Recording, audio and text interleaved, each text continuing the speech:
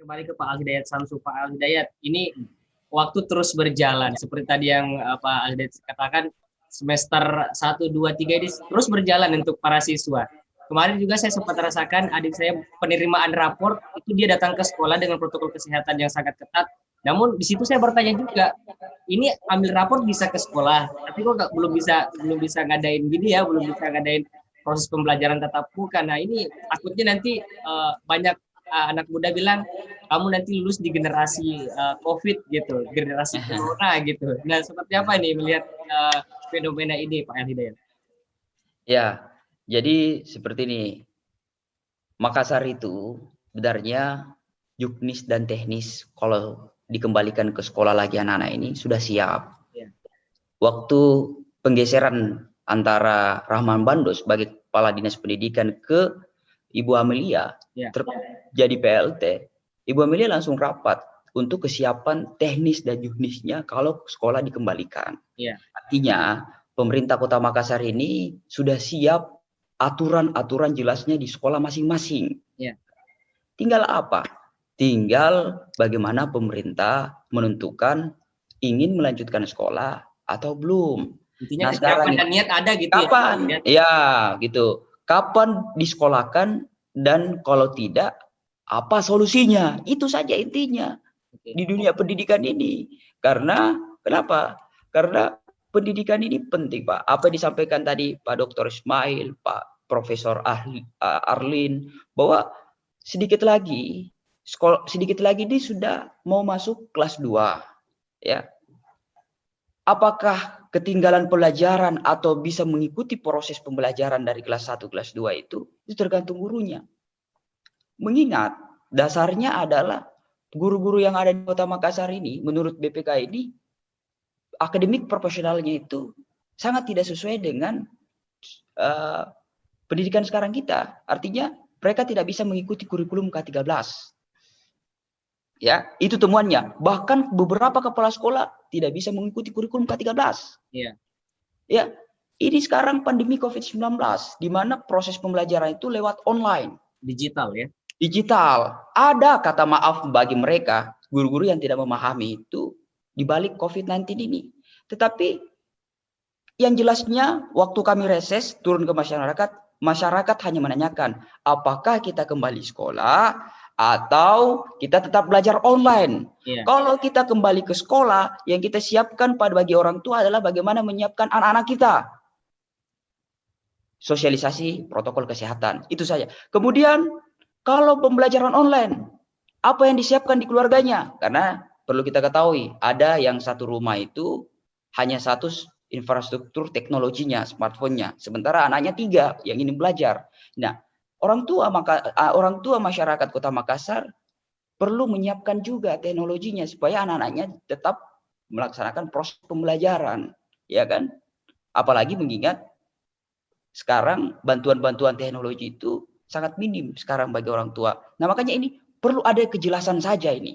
Apakah sekolah ini dikembalikan, kembali ke sekolah karena pemerintah Kota Makassar sudah siap teknisnya, atau tetap belajar online. Yeah. Nah, menurut saya ini belum pernah lagi dibahas terkait dengan persoalan ini. Tapi karena pemerintah fokusnya adalah penanganan COVID, kami berikan jempol, ya. Karena menurut data sekarang ini apa disampaikan tadi Pak Dr. Ismail betul bahwa yang terkonfirmasi aktif itu di tanggal 1 itu 1.115, ya. Yang sembuh itu 8.047. Artinya Makassar ini menyumbang 20% di tingkat nasional kesembuhannya. Iya. Ya, sesuai data. Nah, makanya kami sangat mengapresiasi dan sangat kagum dengan pemerintah ini dengan penanganannya. Cuman kami tambahkan adalah bagaimana dalam konteks pendidikan ini. Ya. Konteks pendidikan ini. Mengingat sekarang ini guru-guru ya mengajar di rumah. Ada yang di sekolah, ya. Ada yang di rumah, ada di sekolah. Apakah guru-guru tahu tingkah laku karakteristik anak-anak semua di mana? Di rumah. Kalau bicara pendidikan terkait pedagogik, apa tadi saya sikapnya, psikomotoriknya apa dan lain sebagainya. Itu targetnya. Sementara kalau online ya menurut saya yang paling penting adalah kejelasannya saja. Ya. Kemudian yang kedua, pemerintah Kota Makassar perlu juga berpikirkan terkait dengan sistem pendidikan dalam kondisi bencana. Ya. Ini sekarang kita khawatirkan ketika ada bencana, pendidikan terbelakangi terus. Ada yang sekolah, ada yang tidak sekolah, ya.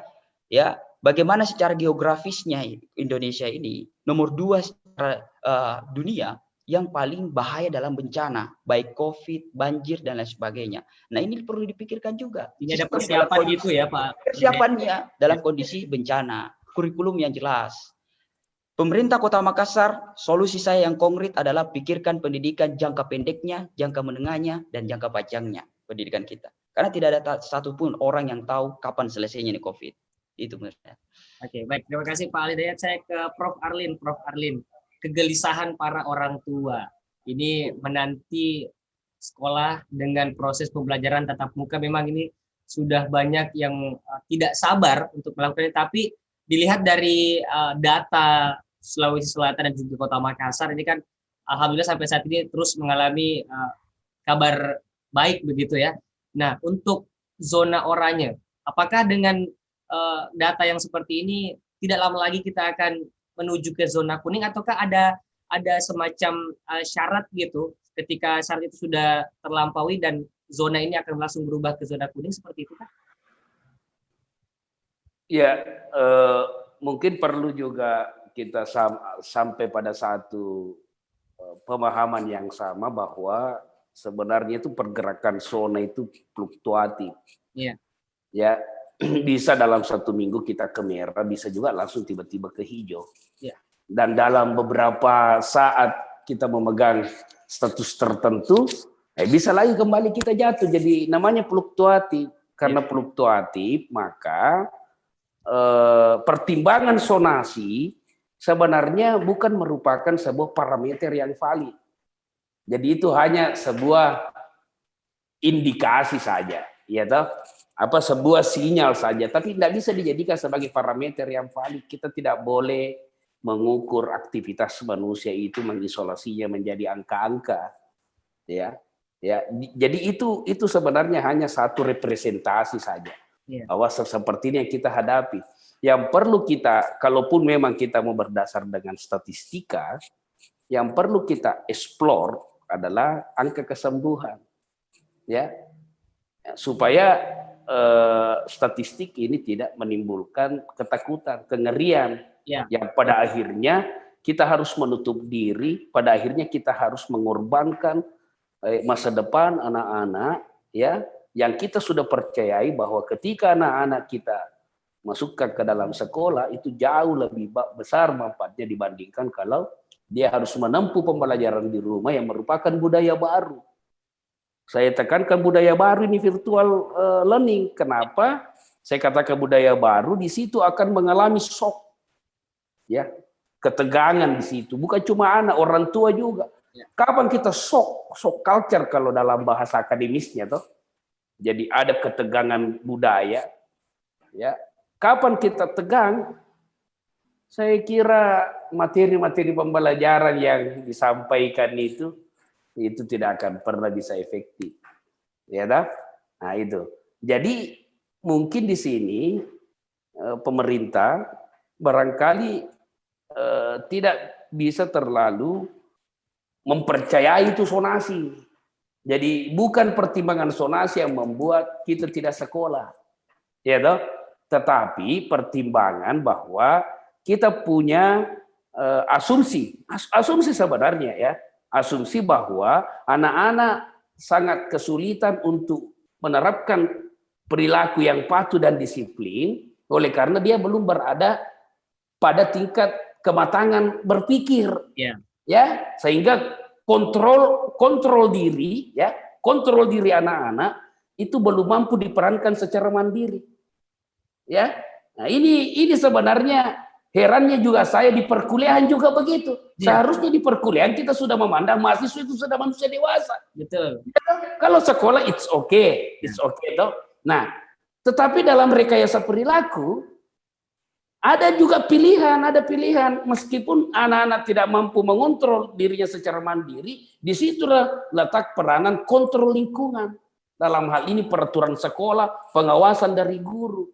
Bagaimana sekolah menciptakan satu lingkungan yang kondusif, sehingga anak-anak itu patuh dengan aturan main. Ya, tidak dibuka kantin, anak-anak tidak mungkin ke kantin. Ya. Jangan diistirahatkan.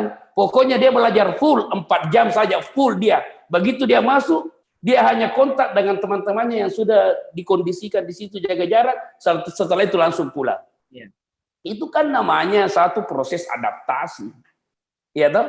Kapan kita dibawa terus-menerus dengan kondisi pembelajaran di rumah seperti ini, saya sudah mulai curiga ada apa sebenarnya ini. Ya toh? Tetapi mungkin kajiannya tidak di sini. Ya. Yang pasti bahwa saklarnya sebenarnya pendidikan itu ada pada wali kota dan bupati. Ya. Karena sektor pendidikan itu adalah sebuah kebijakan yang bersifat desentralisasi. Bukan memang ada arahan di tingkat nasional, tetapi bukan nasional yang memutuskan. Tapi yang memutuskan adalah daerah, dalam hal ini bupati atau wali kota.